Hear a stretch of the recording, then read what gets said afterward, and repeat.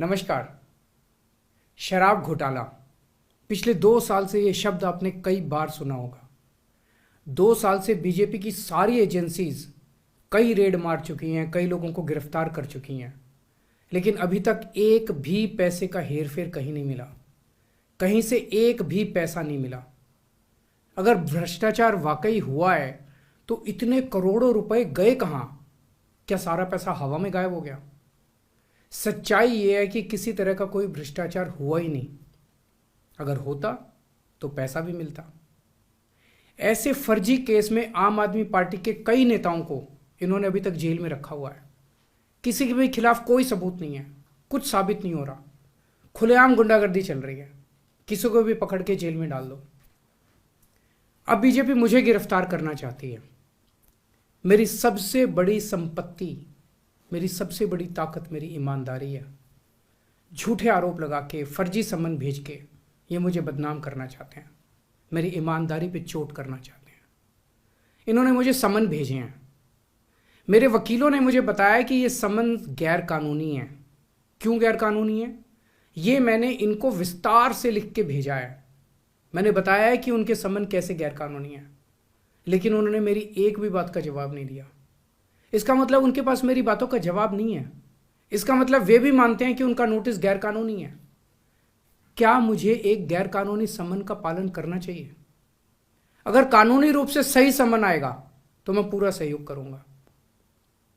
BJP का मकसद जांच करना तो है ही नहीं। इनका मकसद तो लोकसभा चुनाव में मुझे प्रचार करने से रोकना है। ठीक लोकसभा चुनाव के पहले इन्होंने मुझे समन भेजा है। क्यों? इस जांच को चलते 2 साल हो गए। अभी ठीक लोकसभा चुनाव के पहले मुझे क्यों बुलाया जा रहा है? पहले क्यों नहीं बुलाया? सीबीआई ने मेरे को 8 महीने पहले बुलाया था। मैं सीबीआई में गया था, उनके सारे जवाब भी दिए थे।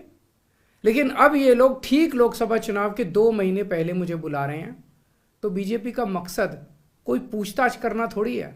इनका मकसद है पूछताछ के बहाने केजरीवाल को बुला लो और उसे गिरफ्तार कर लो, ताकि मैं लोकसभा चुनाव में प्रचार ना कर पाऊं। आज बीजेपी भ्रष्टाचारियों को नहीं पकड़ रही, बल्कि खुलेआम ईडी और सीबीआई का इस्तेमाल करके दूसरी पार्टियों के नेताओं को तोड़ के बीजेपी में शामिल करवाने का काम किया जा रहा है। एक नहीं, 2 नहीं, कितने उदाहरण हैं जहां किसी पार्टी के नेता के खिलाफ ईडीआई सीबीआई के मामले चल रहे थे या उन पर गंभीर आरोप लगे हुए थे। जैसे ही वो नेता बीजेपी में शामिल हुए, उनके सारे पुराने मामले बंद कर दिए गए या ठंडे बस्ते में डाल दिए गए। तो जो इनकी पार्टी ज्वाइन कर लेता है उसके सारे मामले रफा दफा कर दिए जाते हैं। जो इनकी पार्टी में नहीं जाता वो जेल जाता है। आज मनीष सिसोदिया, संजय सिंह और विजय नायर इसलिए जेल में नहीं है कि उन्होंने भ्रष्टाचार किया है, वो इसलिए जेल में है क्योंकि उन्होंने बीजेपी में शामिल होने से इनकार कर दिया है। आज हम बीजेपी का मुकाबला क्यों कर पा रहे हैं? क्योंकि हमने कोई भ्रष्टाचार नहीं किया। अगर हमने जरा सा भी गलत काम किया होता तो दूसरे भ्रष्टाचारी नेताओं की तरह आज भी हम बीजेपी में शामिल हो चुके आज तो होते आज तक। इस तरह देश के ईमानदार नेताओं को जेल में डाल के और भ्रष्टाचारियों को अपनी पार्टी में शामिल करवा के ऐसे तो देश आगे नहीं बढ़ सकता। ये क्या चल रहा है? ये जो कुछ भी चल रहा है बहुत खतरनाक है। ये हमारे जनतंत्र के लिए बहुत गलत है। इसे रोकना होगा। मैं हमेशा देश के लिए लड़ा हूं।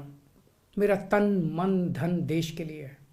मेरी एक एक सांस देश के लिए है। मेरी खून की एक एक बूंद देश के लिए है। मेरे शरीर का एक एक कतरा देश के लिए समर्पित है। हमें मिलकर देश को बचाना है। मैं पूरी जी जान से इनके खिलाफ लड़ रहा हूं। आपका साथ चाहिए।